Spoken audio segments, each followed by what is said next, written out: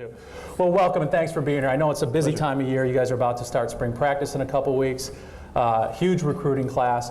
For those of you who may not follow sports or read the paper or see what's going on campus, this is Pete Carroll, head coach of the USC football team. So let me find out our audience real quick so Pete understands. How many of you are fairly recent Trojans? The last 5 to 6 years you've been involved with the school? All right. You guys have no idea how fortunate you are. Before you arrived, it was nothing like today. To fully appreciate where we are today, it's important to see the state of the program before Pete arrived. So allow me. In the 5 years before he came to USC, the Trojans went 31-29, qualified for exactly one bowl game, the Sun Bowl, where they lost to perennial powerhouse TCU. That's the before, here's the after.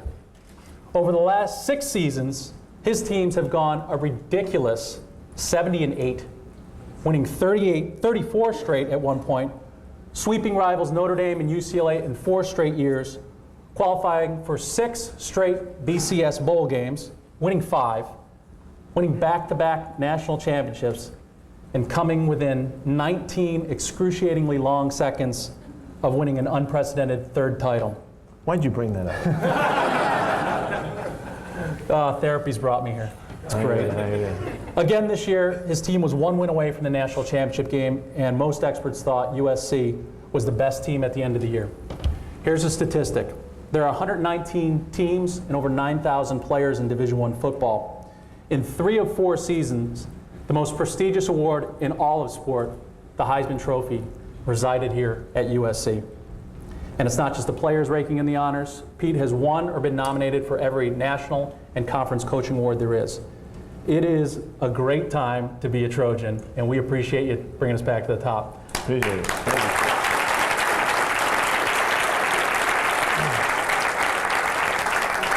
That's not exactly how I wrote the introduction, but that's pretty close. I like that. That's what Morgan emailed it over to me, so I've been rehearsing that. I want to talk about business and entrepreneurship because most of the students in here are business students and entrepreneurship, and there's a lot of similarities between coaching and leading a venture, such as vision, evaluating opportunity, evaluating talent, and being accountable. Let's look at USC in the 1980s and 90s before you arrived. USC had exactly 1 top 10 finish. Notre Dame went 14-3-1 against us, including a ridiculously bad 11 straight wins. At the same time, UCLA ran off 8 consecutive wins. We were barely above 500. You were the 6th coach in 18 years. USC was a mess. Our spirit was broken. What did you see as the opportunity at USC when you applied for the job and came on board? Well, the first thing was really obvious that most people thought that this couldn't get done, and even guys that had played here and really been through it all said times had changed. You know, the tide had changed in the Pac-10. Leadership was really owned by Washington and Oregon, and it just couldn't be done. They talked about academics, they talked about facilities. I mean, everything they could think of that would give you reasons for not doing it. When I took this job and people would say, you know, well, good luck, coach, it was kind of like, well, good luck, like I was getting into a barrel and they were pushing me over the Niagara Falls, you know.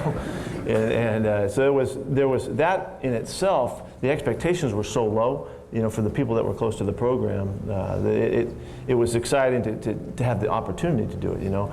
And I didn't know. I had no idea. Maybe, you know, I didn't know if the times had changed or not, but what I said at the time is we'll find out. You know, we're going to coach these guys as well as we can coach and recruit really well, and we'll find out what the world has for USC. And we found out pretty early that we had a chance to be pretty good. You know, it didn't take long. Good.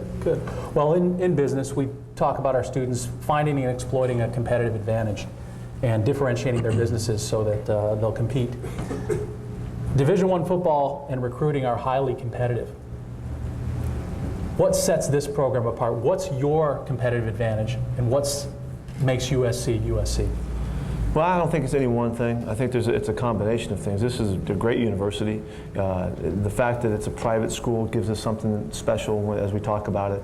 The fact that we're in Los Angeles and this is an extraordinary place to be working from, with the stage that we're on with the LA Times and Hollywood and Showtime right down the street, and the extraordinary networking ability of being in this setting right here for all of California, all of the country, and all of the world. All of those things all come into play. We have this extraordinary base of 18 million people in Southern California, whatever the heck it is, and that provides us with a great a great level of kids for the program. And those are all of the things that have always been here. And they've always been present. And if you look at major successful programs that have been successful year in and year out and have that kind of stigma about them that they're separated from the rest, SC is one of those schools, and it's because of those elements, I think. But from there, that's just what you have to work with, and it can go this way or it can go this way, And I think in particular in our program, we have some principles that we live by that separate us. We operate with the vision of this program is to win forever. That's a big lofty goal. And I don't know how to make it any better than that. The guideline to this program is we want to do things better than it's ever been done before, in all areas and everything that we have in front of us, whether it's coaching, recruiting, our analysis, our tactical approach, the counseling of our kids, everything that goes along with that, all of our off-season work and all of that. We have this guideline that we just won't back off of, and that to do that you have to remain in a mode of relentless pursuit of a competitive edge. You have to. You can't do things better than it's ever been done before, and those kinds of guidelines. There's another one that guides us. We don't want to be the best one doing something. We want to be the only one doing it. We want to be way out there and way different than other people, and create a style that separates us and doesn't allow for even the comparisons. So it's that kind of thinking that I think separates us. I don't think many people think that way, and we don't know how to think any other way. And so the central theme in the program, competition, just keeps us just always chomping at it and always fighting to be great, and our players understand it and they buy into it, and I just think everything about that approach has separated us, and I'm thrilled that that's what we're doing and how we're guided, and it's fun every year to see it come to life again. Is that the right stuff? I don't have a question after that one. That's just perfect. And it's the same setting for a business, right? We've talked about you can't mimic your competitor. You can't try and be a little bit better than your competitor, because by the time you get there, they're going to be farther down the line than you are. So the Me Too won't do philosophy. You cannot replicate somebody. You got to sort of do it your own way and according to your own core values. What I'd like to talk about tonight is some of your philosophies on leadership and life, because again, many of those things are similar in business. But first I want to talk about your career so people can get a little bit of perspective about some of the ups and downs you've had. You have been some of the ups, we've had the ups, right? Okay. Give them the ups, it's okay. Give them the downs, it's good therapy. and Talk about a few downs. It's all right. We'll take it. So you've been in coaching for 30 years now, more than 30 years, right? Yeah, something like that. So in college and pros, 30-plus year career, and in your 20s you went from job to job, moving up the ladder in the NFL. You became one of the youngest defensive coordinators with the Jets. And then you became one of, if not the youngest head coach with the Jets. Your team goes, what did they go? You started out, what did you start out? You started out strong, right? Yeah. I'll tell the story if you want it. 6-5 playing the Dolphins for first place in the division. Does anybody remember the game where Dan Marino faked the spike and threw the touchdown? Yeah, that was my game.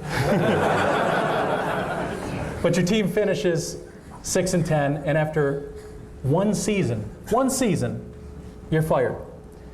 Did you suspect your job was in jeopardy, and can you tell us about that day when you were released from the Jets? I didn't have a clue. No, I really, after 1 year, you don't expect to be fired.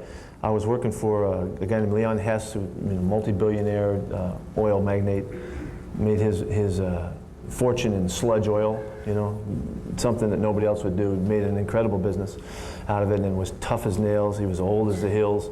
He's gone now. I was called into his office late in the afternoon on the day, And there was just an atmosphere. There was an energy in the room. You could tell. I thought I was looking at the devil. And he said, Pete, a man in the business world in this situation would probably resign. But I know you're not going to do that, so we're going to have to let you go. So as I'm looking at him, I'm thinking, wow, this is unbelievable. You know, all I could do was stare at him. I had no words. And I thought, I can't believe it. I got 4 years left on my contract. This is one of the great moments I've ever had. About 2 days later, we were on our way to Disney World and spent about 10 days down there, got right, and then went about our way. So it was a situation that clearly was out of the norm, and you know, I figured this part out about how you deal with situations like this. You know, you got to decide whether or not you sanction the one calling the shots or not.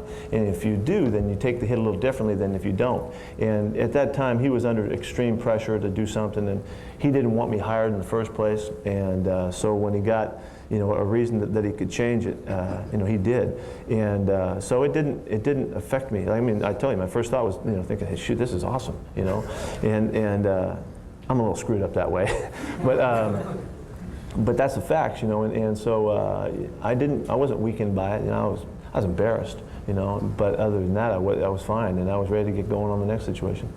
So the next situation being you go back to assistant coaching in the pros, and your number gets called again in 97, I think? 97 with the Patriots. I'm no good at those years. They go by quickly. So from 1997 to 1999, you're the head coach of the Patriots. In 2 of your 3 years, you take the team to the playoffs. You're 47, you're 48 years old, and after the 3rd season, you're fired again. Fired again. Pete Carroll, fired again. Can you... Who's more in disbelief, you or me? I don't know. I am now. But so you've been twice fired as a coach in the NFL, this time with some criticism about your laid-back coaching style. Did you ever lose confidence and think that maybe your best days had passed you? Well, between going from the Jets to New England, I went to San Francisco for 2 years and had 2 extraordinary years in that I had always been a big follower of their program and their style, and had studied Bill Walsh's years throughout, growing up in the Bay Area and all of that. Was good friends with George Seifert, who was the head coach at the time, who succeeded Bill Walsh, and got a chance to go there with which I thought was like the golden opportunity of my career, to be right back into the philosophy that I thought was the one that might, you know, be separate from all of the rest, which, you know, pretty much Bill had pretty much proven that with all of the coaches that had followed him. And as a stroke of luck would have it, George Seifert was the head coach the first year, and in the second year they rehired Bill Walsh and brought him back as a consultant. And he had spent so many enormous years there. Everybody in the program was scared to death of him. But I didn't have that kind of background with him, so I just was like a puppy dog with the guy and followed him around everywhere and talked to him all the time. He was great because nobody else was talking to him. And he took great care of me, and I had the opportunity to dig at that philosophy in the background and where it started and why and what for and all of that. And I felt like that was just an extraordinary opportunity for me to get my act together, you know, for the next opportunity. So when the New England thing comes up, if you remember, they had just gone to the Super Bowl, and Bill Parcells, they lose the game, and Parcells doesn't fly back on the plane with the team, and there's all this. He knew he was quitting, and the owner there, you know, had just gone through, you know, trying to deal with Attila the Hun, you know, and then here comes Pete from California, you know, and he thought this was the greatest thing ever. He's bringing in the 49er way and the philosophy and all of that. We get to like the first opportunity to make a decision after getting the job. It was about how we were going to run minicamp. And I had told them the Niner way was first class, top drawer, everything was just as good as you could possibly make it to treat your players and take care of them and all that. And I'm telling them what we, you know, I put down the things that we were going to have for the meals for the first meeting of the first minicamp, where you set your first impression. And it got to him somehow what I had, you know, I mean, we got prime rib, we got lobster, we're going to town, Pete's going to make a big impression. And he wanted to come back and have frickin' salami sandwiches and stuff like that, you know. and so I realized right then that I was in deep trouble, because philosophically, he had already stepped in, and he had already made a statement where he had said he wanted to be the San Francisco way, and Eddie DeBartolo and Walsh and all that stuff. He had no way of handling that. And so from the beginning, philosophically, the premise that I had come in with to run this whole program, which is very, very much exactly what I just told you before, how we would do our program, was just kiboshed from the start. But that didn't mean, you know, being the eternal optimist, that didn't mean we didn't have a chance to do well and all of that, but I knew that things were going to be different than I had planned and I had hoped right from the beginning. And so we battled our way through it. We won the division the first year. We had a good year. We lost in the playoffs, won a game in the playoffs, beat Miami for the third time that year, and then the second year we stumbled back into the playoffs at the end of the season. But at the last game of the regular season, we had played against Parcells in New York. We were already into the playoffs. A game that doesn't amount to much, for your season, and they killed us. And from that point on, I never felt right again. I knew I was in deep trouble. New stadium was coming in, a huge deal going on in the state of Massachusetts and in the New England area. All of that led to he made a change after we went 8-8 that third year, and he made a change that I could feel coming. When it happened, first off, you would probably think traditionally typically that the New York media would be the most difficult. It isn't. Philadelphia is the worst, okay, but New England's second, and it's a vicious area to deal in sports when you don't win. It's the greatest of all places when you do, but I had the kind of the downside of that. We're in the middle after being 3 years early being in the Super Bowl, so I get fired, but I knew that the owner again. He didn't have his act together. He had screwed it up from the start, and he got in the way, and he meddled and did things that that didn't allow the philosophy to come through. And I had to represent the owner and the general manager and the controller and in a way that just didn't allow it to flow the way it should have to really be representative of what I thought I could get done. So as I'm checking out press row and I'm leaving and I'm fired and all that, I'm shaking hands with those guys, and I don't feel like I'm defeated. I was pissed, and I was pissed that I didn't get the chance to do it the way I wanted to do it, and I had to face this, of getting fired again. But it didn't dampen my spirit at all. I mean, I was more resolved than ever that we were that close. 27 and 21 was okay in the NFL. It's hard to get to that point. And so I was very strong coming out again, and we went to Disney World again. So that's kind of how we do it. We bought a new car, Disney World, and on we go. So you mentioned the Boston press is tough. How were you received into town? You followed Parcells in New England. So I'll give you an example. Okay. The first day of camp, my first year, the newspaper, the Globe, or which one it was, I don't remember which one it was now, has a picture on the front page of a caricature of Coach Parcells and Coach Carroll. Coach Parcells has the pearl-handled pistols, the helmet of Patton, and he's looking like, he's ready to eat your head off, And there's Pete with the surfboard, sandals, shorts, and a glass of wine. I didn't have a chance, but so it was. Let me tell you one other little quick story about that. In the middle of my third year, there was a lot of hard nights to sleep. I just couldn't get it turned the right way, fighting it and competing and trying to figure out a way. And I woke up in a cold sweat in the middle of the night and couldn't go back to sleep and flicked on the television. And on the TV was the remake of the Babe Ruth story. And if John, I think it's John Gooden, big guy. Goodman? Yep. Yeah. Okay. John Goodman is playing Babe Ruth, and I flick it on, and the scene is Babe Ruth is back at Fenway Park as a Yankee, and he's in the bullpen warming up or something, and the fans are just chewing him out. They're calling him every name in the book, just vile and kids, and it was just ugly, And I looked and I thought, wow, they're yelling at Babe Ruth the same way they yell at me when I come off the field. That's the same guys, it felt exactly the same, and it hit me that the New England area is just so competitive, and they want to win so bad that even with all the vile way that they come about it, it's because they want to win so bad, and it turned me, and I never, from that instant, I never felt the same again about it, and I wanted to win just as bad as they did, and we were in concert in that, and from that point on, it didn't affect me anymore that they were so difficult on our coaches and our players and stuff like that, and I understood it, So, and I respect them for that, It was just a tremendous challenge. Do you ever look back? That's 3 years, and in 3 years, sometimes it's tough to turn an organization around, particularly one that's entrenched with management and opinionated owner. Mm-hmm. Do you ever think at SC it didn't take you quite that long? Do you ever think what would happen if it took longer here? Because you got to go on the second year. No, never thought that. No, I was really upset in the first year You know, we played, matter of fact, we played Washington. We had lost to Oregon in our first game in the conference, and they had beaten us with a last-second field goal. And they were the team to win the conference. Then we go to the second conference game, and we play Washington up there. And they found a way, kick a field goal or something to win the game right at the end. And I'm going across the field to see Coach Neuheisel. And you know, as I get across the field to shake hands, and I grabbed him and I said, "It ain't going to take us very long," you know. And it was, we were lousy at the time, and we were ready to beat the two best teams in our conference. And as I look back, that's my greatest regret, is we didn't win right from the beginning, because we could have. We had a good enough team. We just were coaching so poorly, you know, that we weren't ready yet to take it to to that level. But so no, I never thought. I didn't know how long it was going to take. I went into every game thinking we were going to win, and so once we got going, you know, it has been a pretty good roll. Well, do you remember a turning point when things sort of really went from, you know, the philosophy of the past? And what was so frustrating to us fans was that SC recruited great players, had great recruiting classes, many of whom went on to have stellar pro careers. But while they were here, we struggled, turnovers, mistakes, you know, all the things that plague a sloppy team. So they had good athletes. You had some good athletes on that team.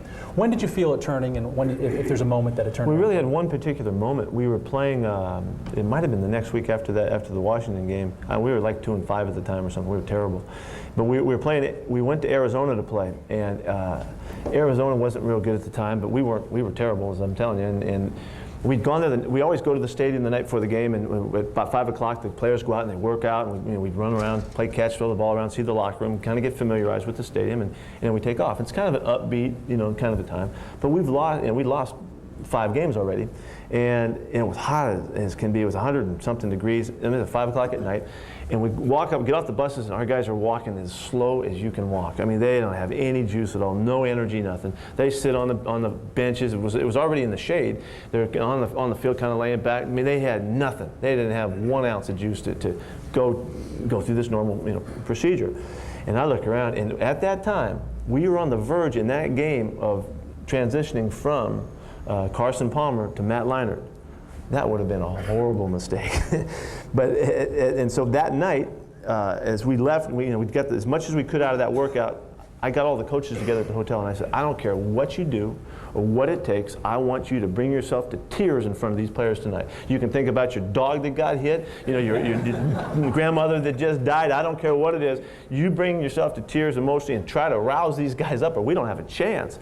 So, I mean, some of the great acts of all time, you know. Man, it was awesome. It was a story, you know, the cousin that died that he didn't even have, you know. I mean, we make all that kind of stuff, you know. And sure enough, in that game, we were playing okay, like we had played in the other games, and you could feel Arizona starting to come back. We were ahead by a little bit. And there's one particular play, they threw an out route on the sidelines, and Chris Richard, the young man we just hired as a graduate assistant, a defensive back for us, picked the ball off, ran it back up the sideline, scored a touchdown. We kicked the ball back to him, stopped him, just snuffed him, and it was over, and we win the game. And go in the locker room after that game, crappy little locker room they have. And I told those guys at the time, I said, fellas, we don't have to lose anymore. Is over. All that stuff from the past, all those ways, we've come far enough now. We know what it feels like. It's plays like this that make a difference and make the turn. We don't have to have that mindset. We are done with that, and we ain't lost very much since. You know, so it was really the moment, you know, when it happened.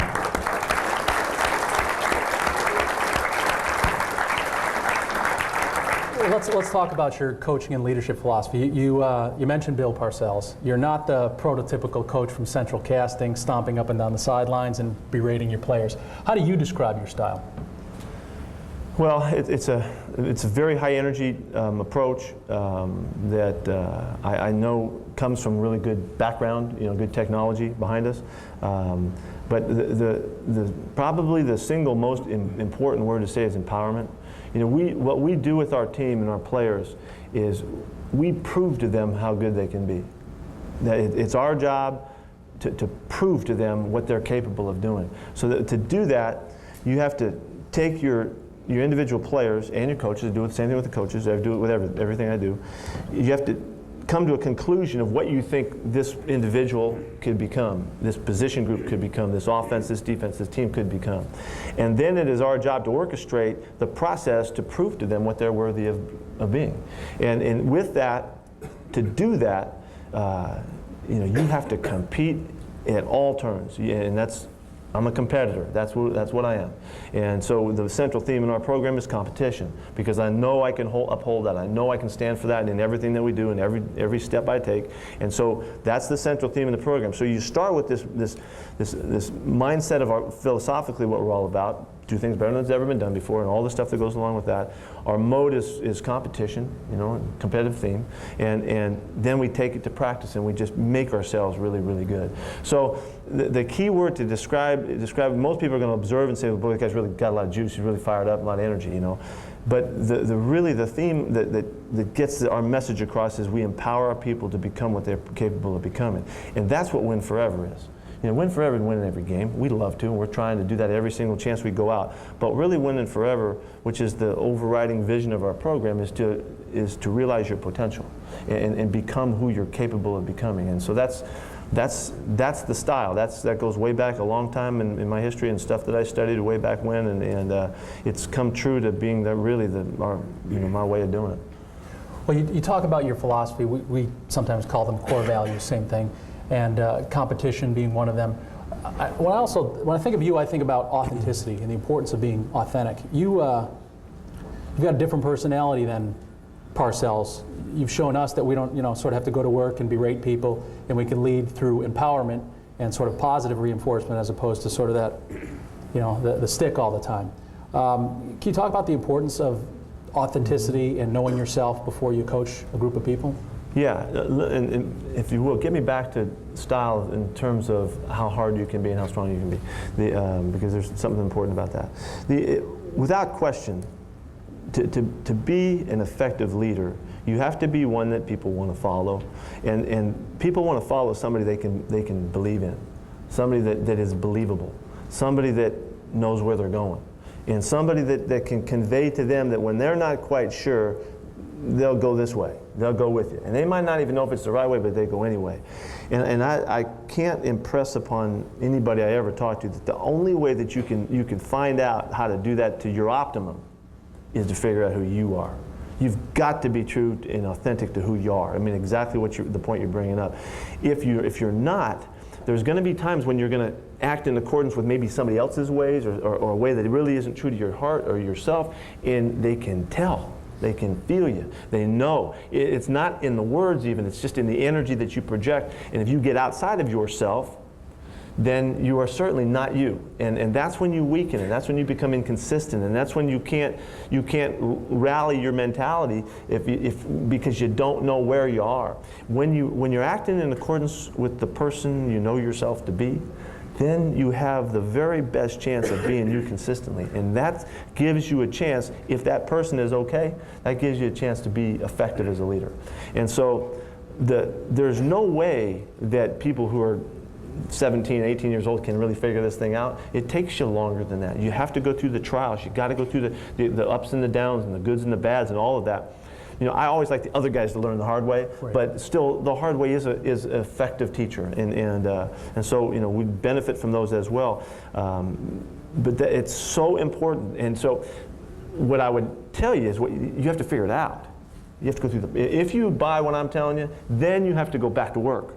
And let me ask you a little question here. Let me entertain. How many people here have a philosophy of life? Raise your hand. Okay. So many people, pretty good crew here, it's an upstanding crew. How many people of those people that just raised their hand can tell me in 25 words or less what their philosophy is? Raise your hand, so I can call on you. Okay, we got 4. There's about 120, so we're about 4%. All right. How many people want to win? Raise your hand. How many people want to win forever? Don't we want to win forever? Hell yeah, we do. But if you want to win and you want to be the very best you can possibly be, don't you think it'll help if you know what your philosophy is?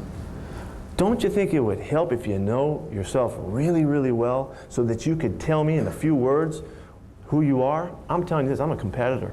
I know that. I mean, that's pretty simple. I'm a pretty simple guy in that regard. I'm a competitor. Well, everything feeds off of that. Everything comes from that. That's the central theme in our program. And it helps me in an enormous amount of ways. But if you can't answer that question right now, you aren't working hard enough. You haven't worked to prepare yourself. And right now I'm coaching at you a little bit. this is not a process that's rocket science. You got to go ask the questions, and then you got to answer the questions. You have to go ahead and ask the questions and then even write the answers down. Because until you write them down, you think, oh yeah, I'm kind of like this. And then you go to the next thing, you haven't done anything yet. You haven't established yourself. You haven't made an affirmation of really what you're all about and who you are. And so that's what has to take place if you're really going to figure it out. Now, all of you have a philosophy. You all do, because you're successful, you're doing well. You just don't know what it is yet. And you can't tell us what it is. And you don't ever have to tell anybody else, but if you want to be really good and you want to have a chance to win forever, which would mean you being as good as you could possibly be, you need to answer those questions. You need to figure it out. And that's what this is all about. And it goes back to, I had an epiphany, man. I figured that I didn't have a chance to go to my next job after the New England thing and be a head coach again for a long period of time to prove that I'm back and all, shoot, I was going to get a very, very short process to show what I'm all about, and I needed to have my act together. And that's what brought about this thought of how clear it is you have to figure yourself out. And so that whole self-discovery mode, whatever you can do to get that done, and there's a million questions. One other thing, and I'll shut up here. The philosophy, our philosophy is based on a collection of beliefs. All of the things that you believe. I can talk for hours about this, about our program. All of the little things that we have made a decision on that we believe in. From our rules, from the way we operate, from better than it's ever been done before, or relentless pursuit of competitive edge, all of these things. Rule number 1, always protect your team, on and on and on. We have millions of little things that make up the body of beliefs that make our philosophy what it is. Why that's so important is so that as you operate through your challenges and what's coming your way as you try to make your career of yourself, you have a way of thinking so that if you do well, you have a chance to recreate it. So you can't win forever unless you win next year, and next year and next year. So you have to know how you got there. You have to know who you are, what your thoughts are, or you can't find your way back to it. Maybe you may luck out. No philosophy, you're going to get lucky. Everybody wins sometimes. Everybody hits a good shot in golf or makes a hoop, now and then. But can you do it time in and time out, regardless of the circumstances around you? You do that with the foundation of philosophy that allows you not only to be on course, but to know when you're off course, so that you can reset, correct, and get back to home base, what makes you who you are. All those principles are huge. Okay, next question. Great stuff. Great stuff. Oh, I love it. Well, watching you coach, you seem to have a calmness about you. Sometimes you get riled, but very rarely do you get too upset. So we're going to see if we can get you a little riled right here. See if you can understand. Bring it on, big boy. All right. So first of all, we didn't say this at the beginning, but other than these cameras, there's no recording. There's no recording this, putting it on YouTube, anything like that. That's why he is so candid. One more step. Don't go to the internet and start talking. Please don't do that, okay? About what we're talking about. It's bad mojo. Yeah, it's really bad for USC. So let's just appreciate part of the agreement so that we. But this also definitely can't go on YouTube. All right. Right. So let's see if we can get you going here a little bit. All right.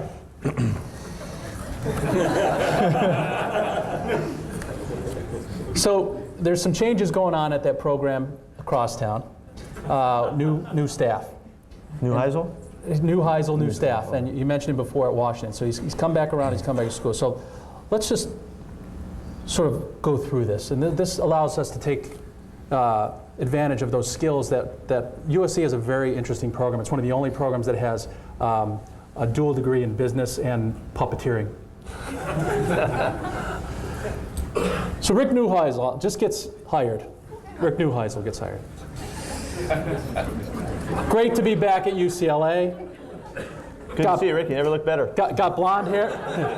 Got blonde hair, got blue eyes. I'm younger than you. And the first thing I'm going to do is replicate your exact coaching staff from when you started. So I've got my defensive coordinator already on board. So first thing I'm going to do is going to call. Wait a minute, he spent 5 years with me in the NFL. You knew that, right? And he was our assistant head coach here before he went there. Yeah. Dwayne Walker. Yeah. Dwayne Walker's at UCLA, and he's very close to Coach Carroll. So we've got him on our staff already. So now that I've got the defensive side settled, I want to get the offensive side. Someone give me Norm Chow on the phone. Norm. Hey, Coach. All right, Norm. we got some great things happening over here in Westwood. We want you to come on board and be our offensive coordinator. What do you say? Rick, I got to tell you, I've got a great job with Coach Jeff Fisher. He and I are very close. We're on the same page. Thanks very much, but I'm happy here at the Tigers. Thanks anyway. Norm, Coach Jeff Fisher, head coach of the Tennessee Titans. You're fired. Hey, Rick, how you doing? I accept. I accept. Okay, so we got an offensive coordinator, we got a defensive coordinator. And Jeff, thanks. By the way, thanks for Houston paying his salary while he coaches at UCLA. Jeff Fisher, great USC guy, really doing us right these days. Thanks, Jeff. So next we've got offensive, defensive coordinator. Let's go after the heart and soul of that defense at USC. Someone get me Kenny Norton Jr. on the phone. Kenny! Yeah, I'm here. Kenny, I know you're over there now, but UCLA's a big part of your life. Come back home. Come back to UCLA, Kenny. What do you say? I love UCLA, but you know what they say. A Bruin for 4 years, but a Trojan for life. You got it. That's what I'm talking about. I'm talking about. So, I guess You got me riled now. I guess the only This step. is what I look like when I'm really pissed off, Dave. Right before. I guess the only way to really rile you up is if he actually called your son and asked him to coach. Come over. Has he done that yet? He didn't take the call. So what do you think about what's going on over there and sort of the similar faces and coaches over at UCLA? Okay, this is why we're not going to the internet. I think it's awesome. Shoot, all they talk about is wanting to be like USC, wanting to be like us. I think that anybody that tries to operate like somebody else is destined to stumble. You know, I think it's going to be hard on them. I hope that they keep trying really hard to figure out what we're like and want to be like us as much as they can because they're not being like them. So that in itself is a great statement. I mean, it just philosophically goes right in hand with supporting what we are all about. You know, being us and being what we're all, you know, the team that we can be, and we don't care about who they are. Great answer. Great answer.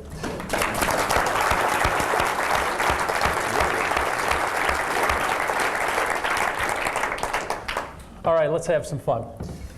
Everybody here in our class has to make an elevator pitch in a couple weeks. They have to stand up in front of their peers and give a 60 to 90 second pitch of their business, who their customer is, what they do, their benefits, and how they're going to be better and more unique than the competition. Seeing some of your recruiting classes over the past few years, I suspect you've got a pretty good pitch. So let's role play, shall we? Let's. But this time, it's not going to be me.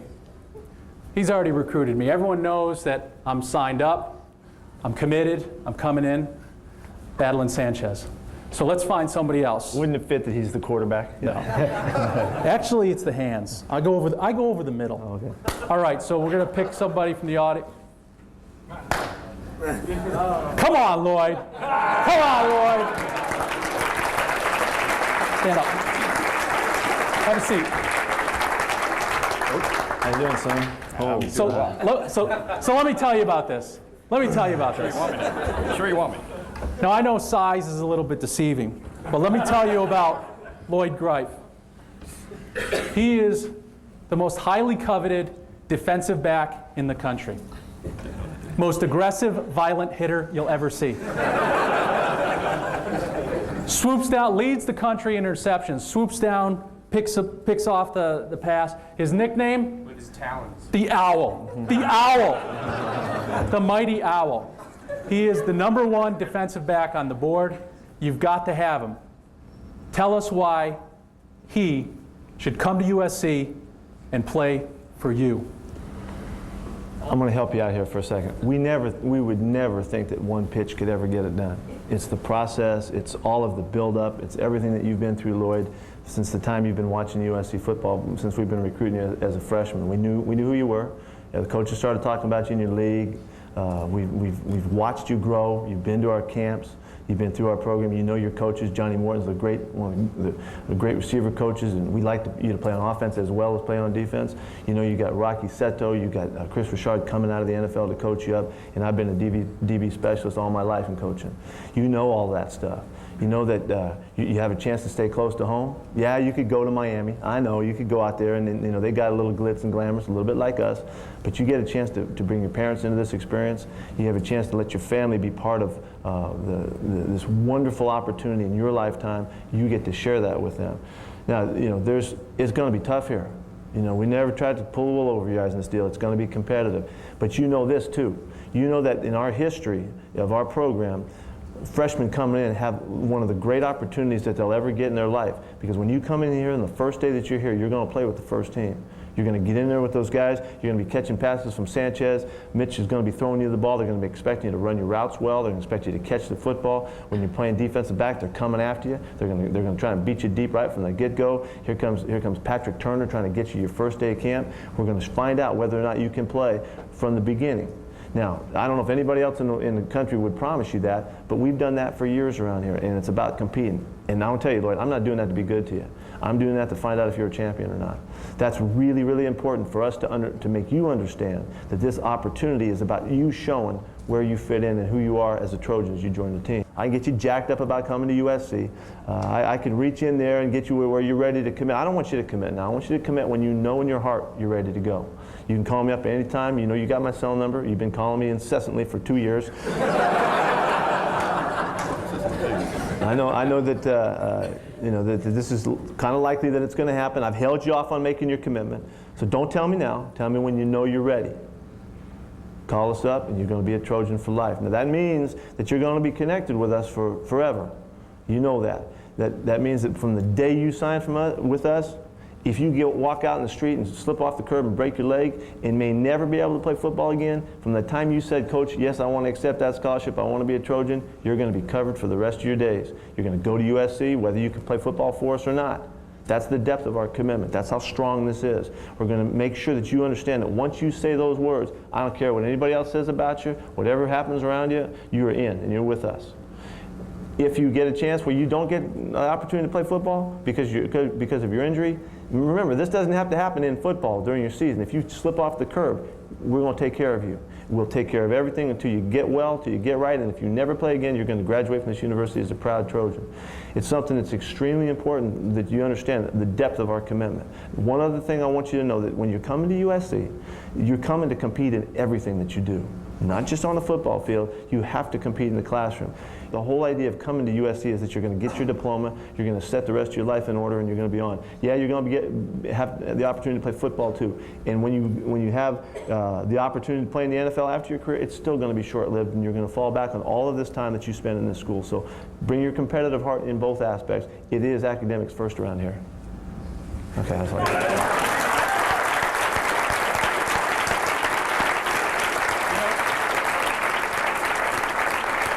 Lloyd, are you ready to make a choice right now? I don't want to hear it, Lloyd. I don't want to hear it. No. If you want to beg, maybe I'll let you get in tonight. But I'm in. Hey, baby, that's what I'm talking about. Put the helmet on. Put the helmet on. That's Yeah!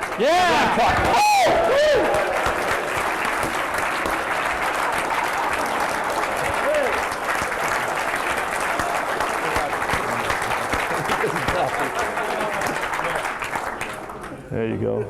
Take it off. Oh, bullshit. Here. All right, let's hear it for Lloyd. Big Lloyd.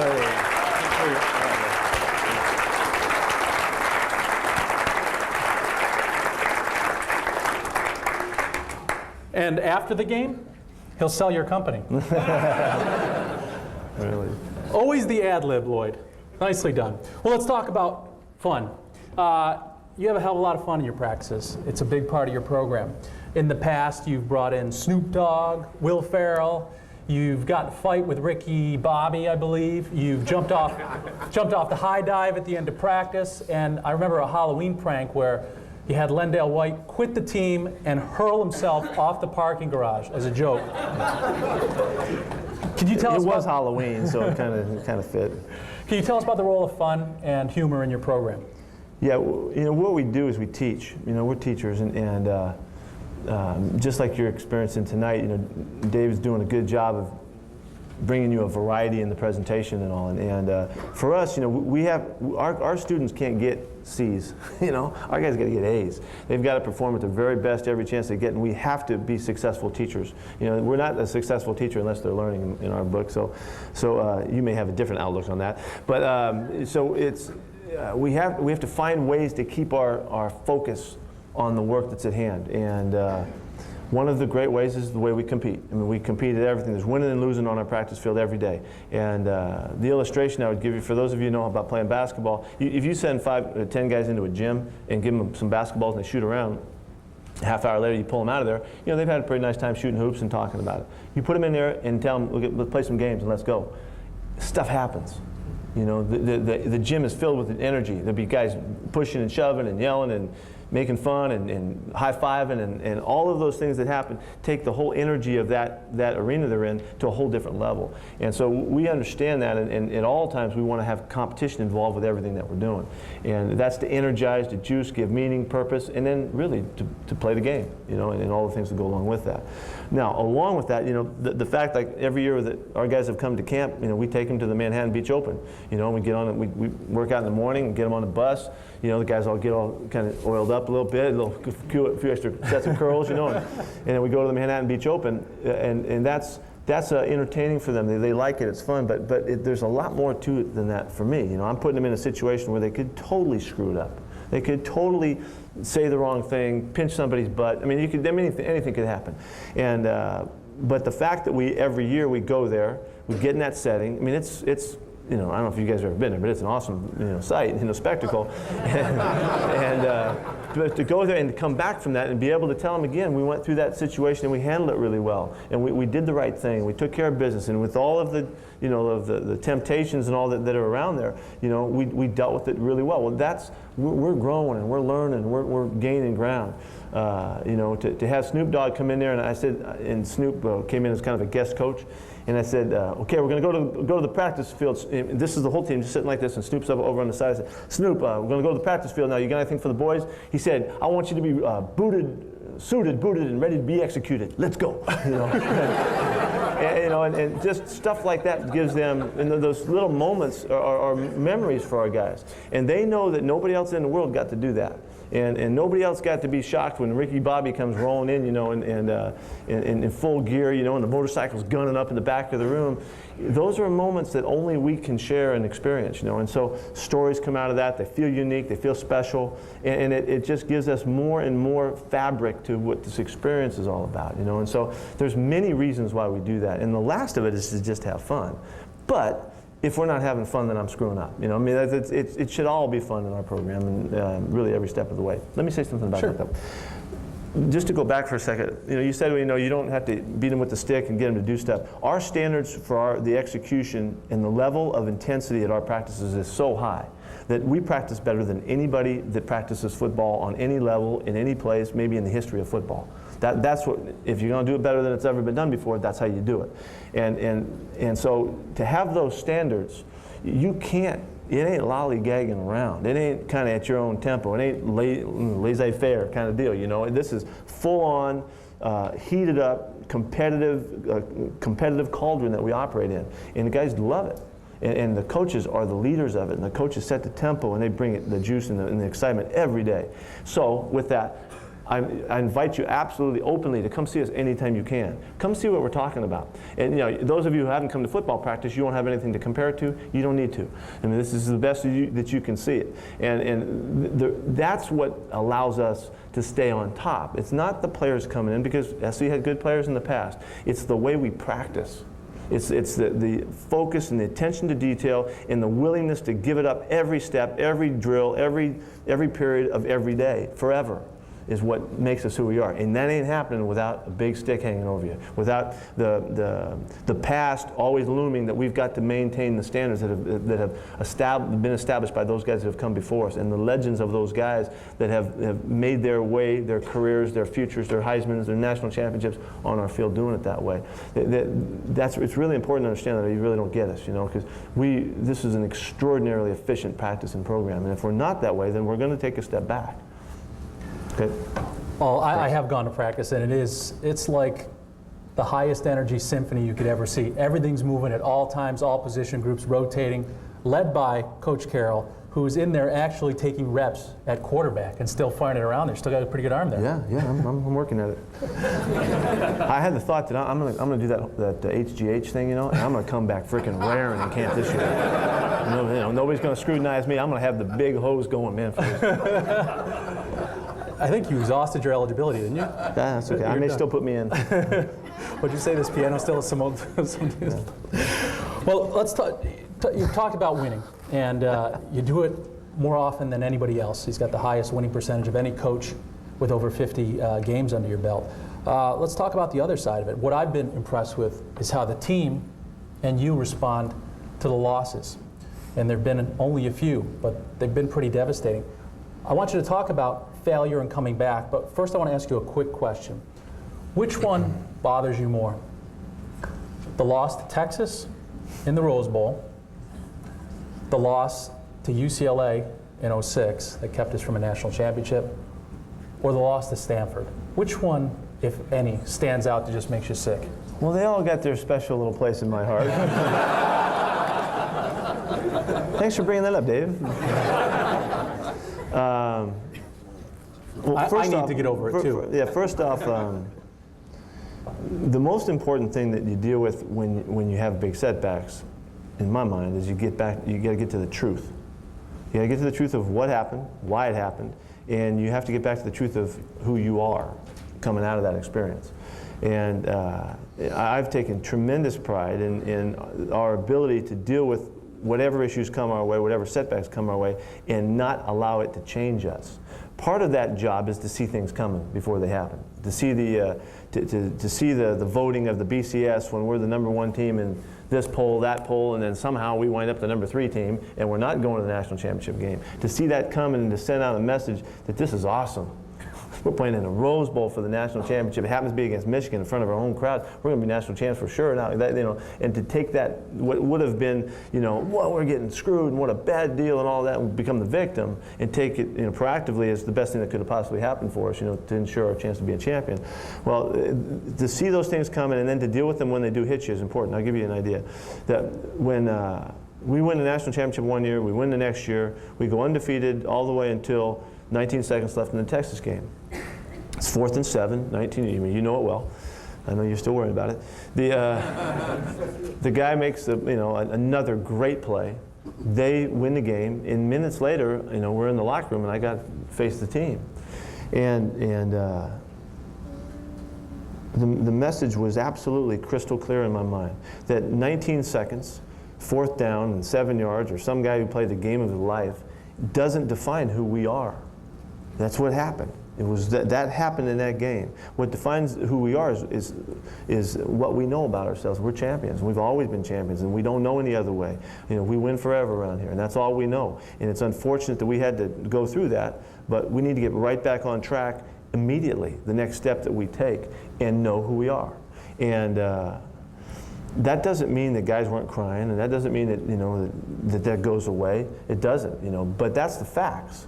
The only thing that could happen otherwise is if you think you're something different, and now you have to deal with that, and now you're really trying to recover. When we got beat by Cal years ago, they lost the next 2 games, and we won 33 straight or something, whatever the heck it was after that. They couldn't handle the win, we handled the loss, and I take great pride in that because that's philosophy. Because our philosophy is clearly we don't care who we're playing. We don't care where we're playing them. Doesn't matter what color of uniform they're wearing, whether it's raining or pouring in the Midwest or the South or here at the Coliseum. We're going to play the very best we can possibly play every single time we go out. And every game's a championship game for us. And that if we don't think that way, we're offline. We're not thinking the way we think. And it's the ability to hold that kind of focus and only work with what you can control and not deal with the things that are outside of yourself. That discipline to focus in that manner is what allows you to be really consistent over a really long period of time. And again, that goes back to having a chance to win forever. So we can't bounce one way or the other with what happens. We can't. We have to be us, which is a tremendous challenge because everybody's telling you, wow, this is really a big game this week. You know, wow, these guys are coming in low. They've won 4 in a row, and you haven't beaten them in 8 years. You know, whatever all of those mini stories that come out are absolutely the stuff that we just boom, bang, just punches, block those punches as they're coming, and don't let them get to us because we know better. That isn't the story. That's what people are writing. The story is, are we going to be able to go out again and prove who we are one more time? That's how it works. That's great. That's great. Well, I want to ask one more question. I'm going to have students ask a couple more. Let's go away from football. In December, there was a great article. Did I miss an answer there? Yeah, you wanted me to answer something else. Which one hurt the most? Yeah, did you? No, I'll just say this. See, I don't mind going back into this stuff. I can go back into the hard stuff. I think I screwed up personally the most in the Stanford loss. The Texas game was devastating in that we had a chance to do exactly what the philosophy says we're doing. Do things better than ever been done before. Nobody ever won 3. You know, and so that was extremely hard to miss that opportunity because that's a long haul to get back to that. You know, boom. Boom, boom, that's a long ways back to that, you know, and knowing that was really hard for that one to get away.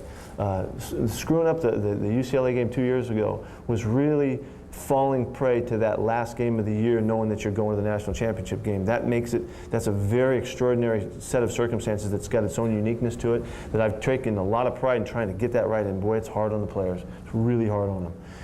It's kind of like what you saw the Patriots in that situation. 1 game away from being the all-time, and all they could think of was the all-time, and they didn't play the game they were capable of playing. We did that same thing. That was hard too. But the Stanford game, I screwed that one up, you know, and I did that I was arrogant in that game, you know, in certain. You want to tell one more story? You guys ready for one more story before you? One more story is. When John hurt his finger in the game, you know, he hurts his finger and he comes off and says, "Coach, you know, my finger, you know, I can't feel it, you know." And I said, "Well, that's okay, John. That's okay. You know, right, we can still throw. I don't care if you can feel it. You can throw." And so we're not doing real well. It's not a great game for us. And we go in at halftime, and he gets his finger X-rayed, and the doctor said, "Yeah, you broke your finger, John." Well, that was the worst thing that could have happened because then John knew his finger was broken, which it really was, and we would like to have gotten through the game and told him afterward. But see, I had a little background thought here, you know. When I was at the Patriots, we played a game against Miami one year. I think it was in the second year, and it was late in the game. And Drew Bledsoe, a pretty famous NFL quarterback, was our quarterback, and he was kind of our captain in the whole thing, and had been emerging as the leader. Hadn't become the great one yet, but I was trying to nurture him to be the great leader of the program. And he goes to the line of scrimmage late in the game. We're trying to win the game in the last drive, and he walks up to the line of scrimmage and he calls timeout. He comes walking over. He goes, "Hey Pete, I don't know, I can't feel my index finger, you know." I said, "Really?" I said, "So get Zolak ready." You know, he's the backup quarterback. Now Zolak's terrible. He sucks, you know. The only reason he's on the team is because he's Drew's best friend. So I'm looking at Drew, and you know, I'm talking to him. I'm looking over there at Zolak, and the ball's wobbling. You know, the guys can't catch it. I'm looking back at Drew. And I said, "Drew, get back in there." You know, so Drew goes back in the game. It gets to a critical 4th down play on the drive, and he throws the ball, and Sean Jefferson's leaning out of bounds, tiptoes, catches the ball just around the sticks for a 1st down.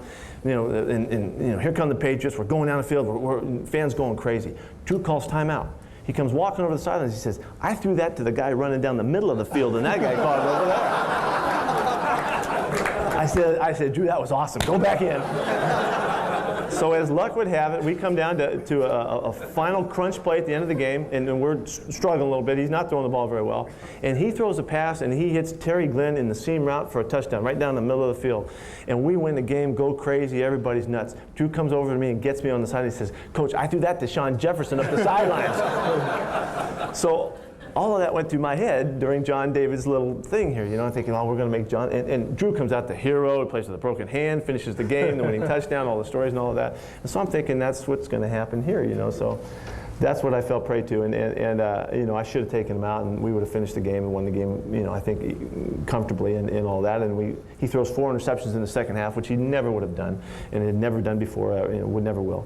And you know, so that one, I you know, it was a good lesson for me. You know, it's a really good lesson for me, and I think I'll be better because of it. Good. Well, let's talk off the field. There was a great article written on you, reluctantly it seems, in the LA Times Magazine in December. and talked about some of the things you do in the community and off the field. I'd like you to take a minute, since people in this room are either going to be wildly successful or are already wildly successful, and talk about serving others and how do you adopt your philosophy to off the field. Can you tell us about A Better LA and what it means to you? Yeah, a few years back, driving to work on Figueroa, I was listening to the radio in the morning and heard the accounts of kids getting killed in the streets. It's kind of like it is right now. There's a real rash going on right now. And by the end of the week, by Thursday of that week, there was 11 kids that had been killed in a 4 or 5 day span, you know, and I called up a real good friend of mine, Lou Tice, who runs the Pacific Institute up in Seattle, and it's a company that they're an agent for change. They teach cultures how to change their mindsets and adjust and all. And we've been great friends and always talked about doing something. I say, hey Lou, this is it, we gotta do something. We have to help. Kids are dying in these streets. Let's figure out a way. Let's do something. He says, "Okay, no sweat. I'm in." You know, so that's where the thought started. And very, very early on, I had the thought that there's kids out there calling shots in the neighborhood that are leading other kids to do some crazy things, man. And whether they're robbing and stealing, or whether they're shooting each other, or whatever they were doing, selling drugs or whatever to make their way, there was some leadership in that community that with a charisma that could make people jeopardize their future and their life and all that, they had to be powerful. And if we could ever get to those guys and turn those guys, we would be able to turn those that followed them. So that was really the goal of what we wanted to try to create with Better LA. It took us a few years to figure it out, to get exactly to the right source, but we finally found a guy named Bo Taylor who had been working in the communities and intervention works for years, 15 years of service. And we came together, and I told him, I'm going to do everything I can to pay for your guys, and let's see if we can create a Peace Corps, an army of guys. I hate to use the word army in this sense, but a Peace Corps of guys that could go into the community and spread the word, that could be aware, that could be of the community, from the community, that could have the sense of what's going on that nobody else could have, and make these guys, pay them and make them most valuable players in their community, in that they would be able to know what's going on, head things off, minimize retaliations, and turn kids, and the whole thing. And we had the premise that what's going on in the streets is very much like terrorism. You know, it's like terrorists operating in the world. You know, it doesn't take very many terrorists to frighten everybody. And if you could ever get to the core of these guys and find them, well, you can snuff it out at a very accurate approach. In the same fashion, we want to outnumber those kids in say it's a 4,000 or 5,000 people small community. There's about 30 to 40 kids that are really active. There's a few more that are related, but there's really 2 or 3 and maybe 1 or 2 that are calling the shots. And it's not that hard to outnumber those guys. Now, nobody else, you know, law enforcement hasn't done it this way. They've tried to arrest their way out of it. They've done everything they can, and they have totally thrown up their hands. They all have given up.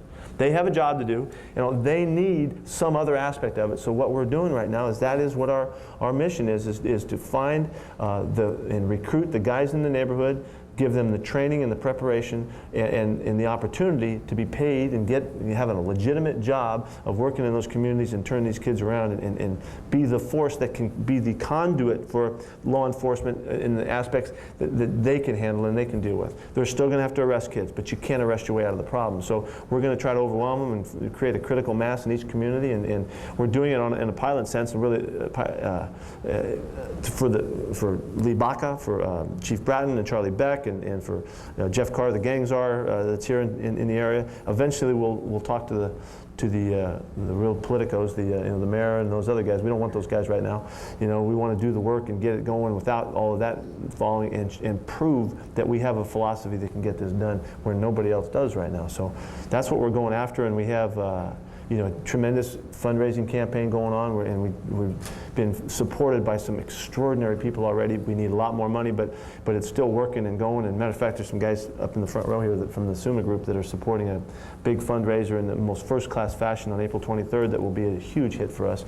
And then really the idea of this is, if we want to prove that we can do it right here in LA, and if we can prove that we can shift culture in LA with this approach, and of the community, from the community, people that are going to stay and live in that community to make it work right, then we're developing a model for wherever we want to go. And I really believe that we have one of the most vivid illustrations going on in Iraq right now. It's out there for you. We tried to bring in the forces. We tried to come in and bomb them and scare them and find them and arrest them and shoot them and kill them and everything you could possibly do, and that can't be right. It hasn't worked. And there's no way that culture, those cultures could shift in a productive manner until the people decide that they want to shift. And they have the opportunity to see the way that they can shift. And we didn't go about that in anywhere near the right fashion. So if we can prove it here, who knows? You know, sky's the limit. That's great. That's great.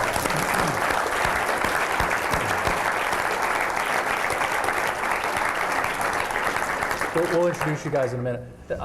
What's great to see is you bring the same passion and fire to that you do the football field. Thank you very much for your service and for everything you're doing.